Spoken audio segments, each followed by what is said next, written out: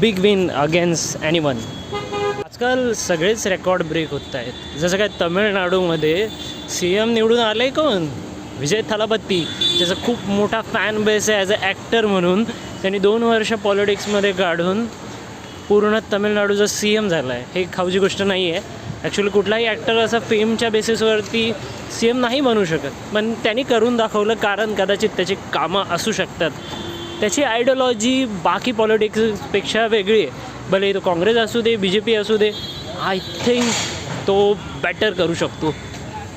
काश नेपाळसारखं तिकडे व्हावं.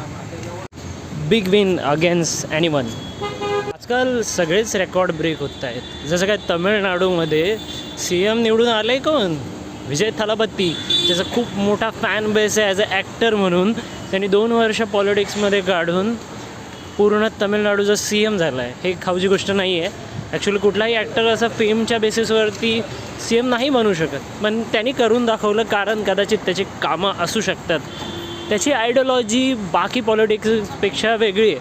भले तो काँग्रेस असू दे, BJP असू दे, आय थिंक तो बेटर करू शकतो. काश नेपाळसारखं तिकडे व्हावं.